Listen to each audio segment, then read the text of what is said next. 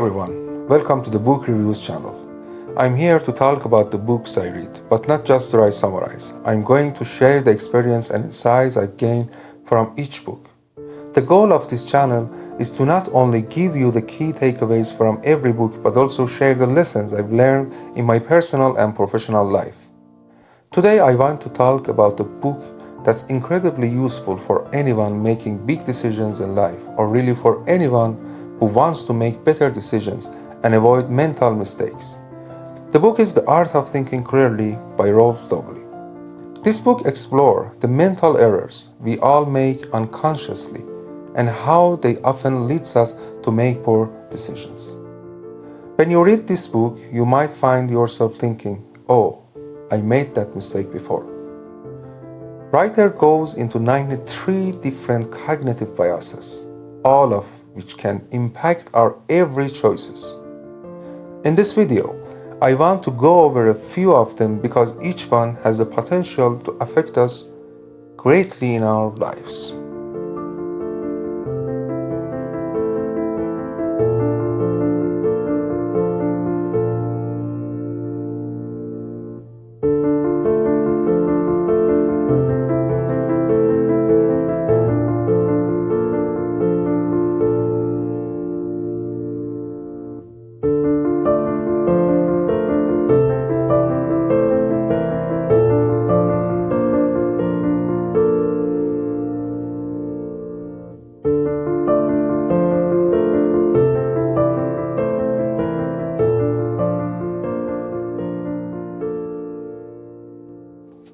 First, a quick background.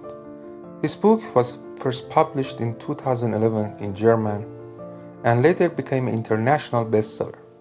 W is a Swiss author, entrepreneur, and thinker who's fascinated by why we make irrational decisions, even when we think we're being logical.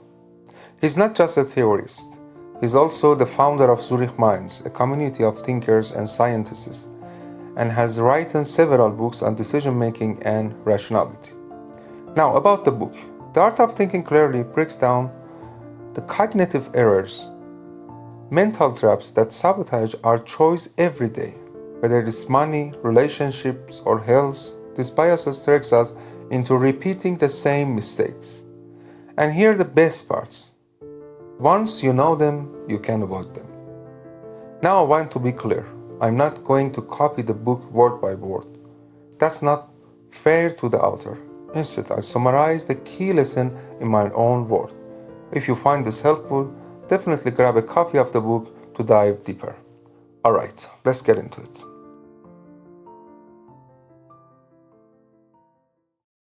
1. The sunk cost fallacy. One of the most common cognitive errors that Willie talks about is the sunk cost fallacy. This means that when we've invested money, time, or effort into something, we feel compelled to continue with it, even when it's clear the result will be negative. I remember a few years ago I started a project. I was determined to make it work, even when I could see it was going wrong. I've already invested a lot of time and money into it, so I didn't want to admit that I was making a mistake. I kept pushing forward, even though I was getting poor results, just because I didn't want to waste my earlier investments. W points out that this bias can cause us to make decisions that aren't logical, just because we feel attached to the time and money we've already spent. You've probably been in a similar situation where you felt in need to continue with a project or decision just because you didn't want to lose your initial investment, even when it was clear that continuing was doing more harm than good. 2. The illusion of control. Another cognitive biases W highlights is the illusion of control. This is when we believe that we can control situations that are, in reality, largely beyond our control. I remember once going to a work meeting thinking I could control the outcome. I believed that if I followed the right strategy, I could make sure everything went perfectly. But once the meeting started, I quickly realized that many factors were outside of my control, and my effort to steer the outcome were mostly futile. That's when I thought of Dobelli's book and his point that we need to accept that we can't control everything. Sometimes we need to embrace uncertainty and let things unfold naturally instead of trying to micromanage. 3. Social proof. Writer also talks about social proof, which is a tendency we have to follow the actions of others, especially in a group setting. I remember one time going out to dinner with friends at a restaurant.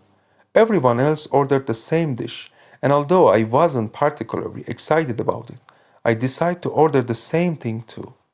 I thought, if everyone else is ordering it, it must be good.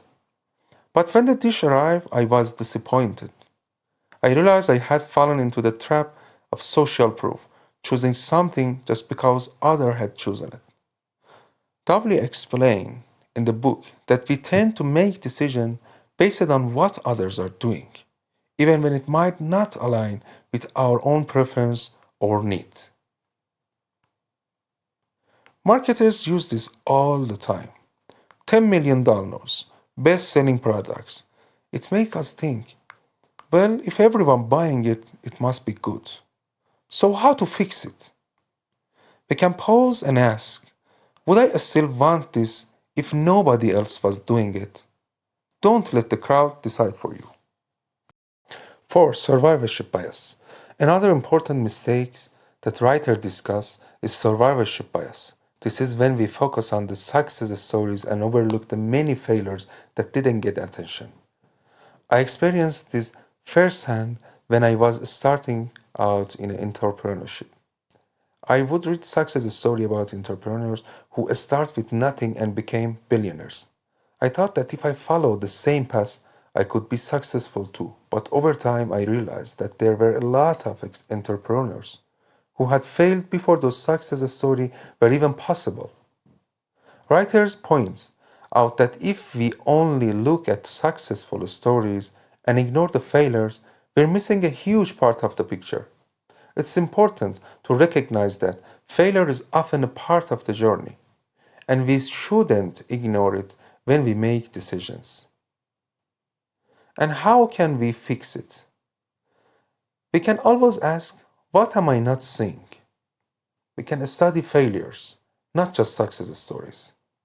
5. Self-serving bias.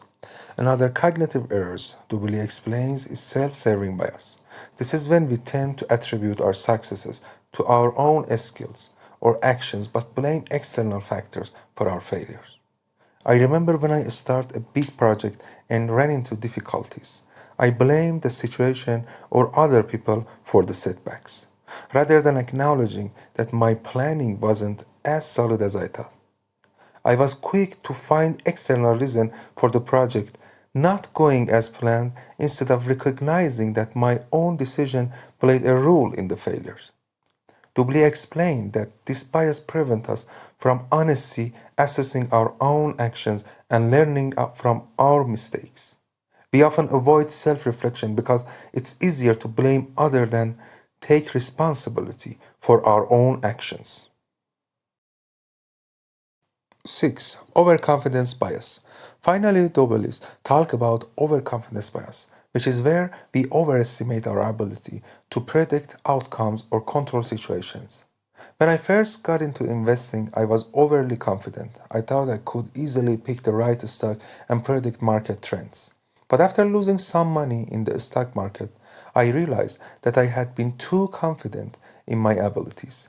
Dowell's book emphasized the importance of recognizing this bias, as overconfidence can lead to making risky and ill-informed decisions. We often underestimate the complexity of situation and overestimate our ability to handle them.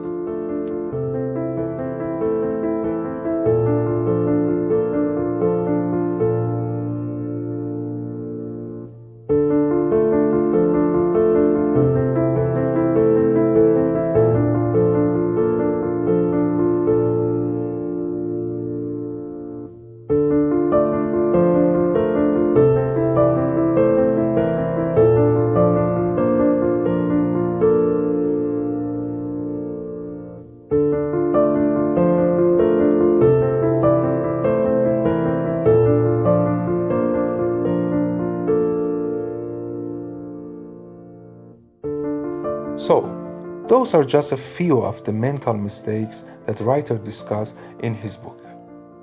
The Art of Thinking Clearly is all about understanding these biases and how they affect our decisions, both big and small. The book helps us become more aware of the way our minds can deceive us and how we can make better choices by recognizing these cognitive errors.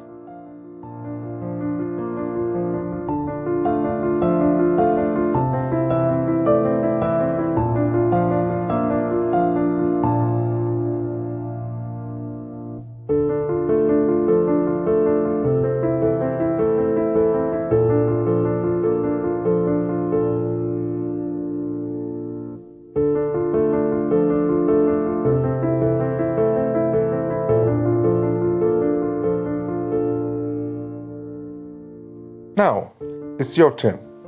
Have you ever experienced any of these cognitive biases in your own life? Or maybe there's another mental mistake you catch yourself making frequently.